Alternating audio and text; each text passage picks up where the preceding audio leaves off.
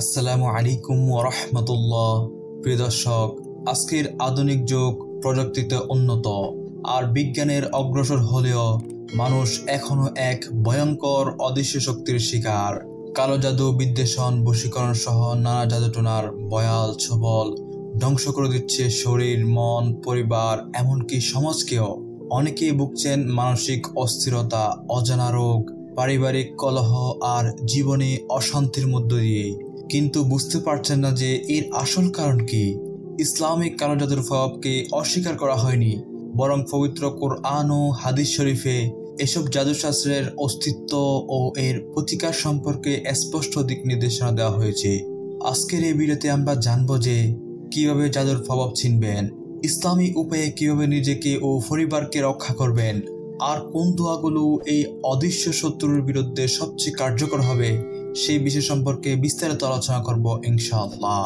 তাই আজকের এই ভিডিওটি না টেনে একদম শুরু থেকে শেষ পর্যন্ত দেখুন। প্রিয় দর্শক, কালো জাদুর ধরন ও তা নিরসনের প্রাথমিক পদক্ষেপ সম্পর্কে জেনে নেই। জাদুর প্রভাব দূর করার জন্য প্রথমে জানা দরকার কিভাবে ও কোথায় জাদু করা হয়েছে। যদি দেখা যায় কোনো বস্তু যেমন চুল, চিরুনি বা অন্য কিছু নির্দিষ্ট স্থানে রেখে জাদু করা হয়েছে, তবে সেই বস্তু ফুরিয়ে ধ্বংস করা জরুরি। এতে জাদুর প্রভাব নষ্ট হয়ে যায়। যদি জাদুকরকে চিহ্নিত করা সম্ভব হয়, তবে তাকে বাধ্য করতে হবে জাদু নষ্ট করতে। ইসলামী শরীয়তে এমন জাদুকরদের কঠোর শাস্তির কথা বলা হয়েছে। হাদিস শরীফে এসেছে, জাদুকরের শাস্তি হলো তরবারির আঘাতে তাদের গর্দান ফেলে দেওয়া। প্রিয় দর্শক, কোরআন ও হাদিসে বর্ণিত চিকিৎসা ও জারফুক সম্পর্কে জেনে নেই। জাদু নষ্ট করার ক্ষেত্রে জারফুকের বড় ধরনের প্রভাব রয়েছে। এর পদ্ধতি হচ্ছে, জাদুতে আক্রান্ত রোগীর উপর অথবা কোনো একটি পাত্রে আয়াতুল কুরসি অথবা সূরা আরাফের 117 নম্বর আয়াত থেকে 122 নম্বর আয়াত পর্যন্ত, অথবা সূরা ইউনুসের 81 নম্বর আয়াত থেকে 82 নম্বর আয়াত পর্যন্ত এবং সূরা তহার 69 নম্বর আয়াতগুলো পড়বেন। এগুলোর সঙ্গে সূরা কাফিরুন, সূরা ইখলাস, সূরা ফালাক ও সূরা নাস পড়বেন এবং রোগীর জন্য দোয়া করবেন। বিশেষ করে রাসূলুল্লাহ সাল্লাল্লাহু আলাইহি ওয়াসাল্লামের শেখানো দোয়াটি পড়বেন। আর সেই দোয়াটি হলো, আল্লাহুম্মা রাব্বিন নাস আযহিবাল বাস ওয়াশফি আনতাশ শাফি লা শিফাআ ইল্লা শিফাউক শিফাআন লা ইউগাদিরু সাকামা।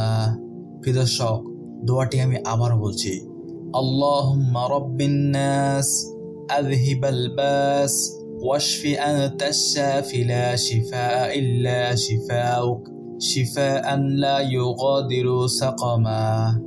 এর অর্থ হলো, হে আল্লাহ, হে মানুষের প্রতিপালক, আপনি কষ্ট দূর করে দিন ও আরোগ্য দান করুন, যেহেতু আপনি রোগ আরোগ্যকারী।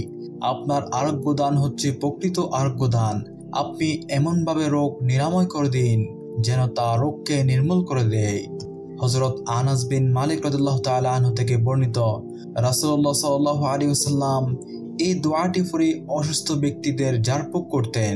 প্রিয় দর্শক, জিবরাইল আলাইহিস সালাম রাসূলুল্লাহ সাল্লাল্লাহু আলাইহি ওয়াসাল্লামকে যে দোয়া পড়ে জারফুক করেছেন সেটাও পড়া যেতে পারে। আর সেই দোয়াটি হচ্ছে, বিসমিল্লাহি আরকিকু মিন কুল্লি শাইইন ইউযিক ওয়া মিন শাররি কুল্লি নাফসিন আও আইনিন আও হাসিদিন আল্লাহু ইয়াশফিকা বিসমিল্লাহি আরকিক বিসমিল্লাহি আরকিকু মিন কুল্লি শাইইন ইউযিক ওয়া মিন শাররি কুল্লি নাফসিন আও আইনিন আও হাসিদিন আল্লাহু ইয়াশফিকা বিসমিল্লাহি আরকিক। প্রিয় দর্শক, দোয়াটি আমি আবারও বলছি, বিসমিল্লাহি আরকিকু মিন কুল্লি শাইইন ইউযিক ওয়া মিন শাররি কুল্লি নাফসিন আও আইনিন আও হাসিদিন আল্লাহু ইয়াশফিকা বিসমিল্লাহি আরকিক বিসমিল্লাহি আরকিকু মিন কুল্লি শাইইন ইউযিক ওয়া মিন শাররি কুল্লি নাফসিন আও আইনিন আও হাসিদিন আল্লাহু ইয়াশফিকা বিসমিল্লাহি আরকিক। এর অর্থ হলো, আল্লাহর নামে আমি আপনাকে জারফুক করছি সকল কষ্টদায়ক বিষয় থেকে, প্রত্যেক আত্মা ও ঈর্ষাপরায়ণ চক্ষুর অনিষ্ট থেকে। আল্লাহ আপনাকে আরোগ্য দান করুন। আল্লাহর নামে আমি আপনাকে জারফুক করছি। প্রিয় দর্শক, এই দোয়াটি 3 বার পরে রোগীকে ফু দিবেন এবং সূরা ইখলাস, সূরা ফালাক ও সূরা নাস 3 বার পরে ফু দিবেন। অনেক আলেমরা বলেছেন এই দোয়াগুলো পরে পানিতে ফু দিতে হবে। এরপর জাদুতে আক্রান্ত ব্যক্তি সেই পানি পান করবে আর অবশিষ্ট পানি দিয়ে প্রয়োজন মতো একবার বা একাধিকবার গোসল করবে।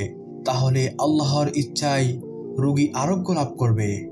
প্রিয় দর্শক, বরই পাতার বিশেষ আমলটিও করতে পারেন।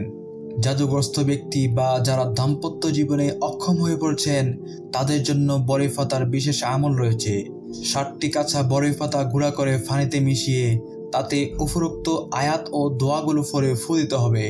এরপর ওই পানি পান করতে হবে এবং অবশিষ্ট পানি দিয়ে একাধিকবার গোসল করতে হবে। প্রিয় দর্শক, এখন আমরা জাদুর বিরুদ্ধে সুরক্ষার উপায় সম্পর্কে জেনে নেই। 5 ওয়াক্ত নামাজ আদায় করা, ঘুমানোর আগে সূরা ইখলাস, সূরা ফালাক ও সূরা নাস পড়ে ফু দেওয়া, দৈনিক আয়াতুল কুরসি পড়া ও দোয়া ও জিকিরের মাধ্যমে আল্লাহ তাআলার কাছে সাহায্য প্রার্থনা করা। প্রিয় দর্শক, জাদু যেমন বাস্তব তেমনি তার থেকে মুক্তির উপায়ও ইসলামে স্পষ্টভাবে বর্ণিত। মুমিন ব্যক্তি কোরআনের দোয়া, ঝাড়ফুঁক, বরই পাতার আমল এবং পরহেজগারির মাধ্যমে আল্লাহর রহমত লাভ করে জাদুর ক্ষতি থেকে মুক্তি পেতে পারেন। তবে সবচেয়ে গুরুত্বপূর্ণ হলো ভয় নয়, বরং দৃঢ় ঈমান ও আল্লাহর প্রতি ভরসা রাখা। কারণ যিনি সৃষ্টি করেছেন তিনি রক্ষা করতে সক্ষম। কোনোভাবেই জাদু থেকে বাঁচতে কোনো কবিরাজ বা জাদুকরের কাছে যাওয়া উচিত নয়।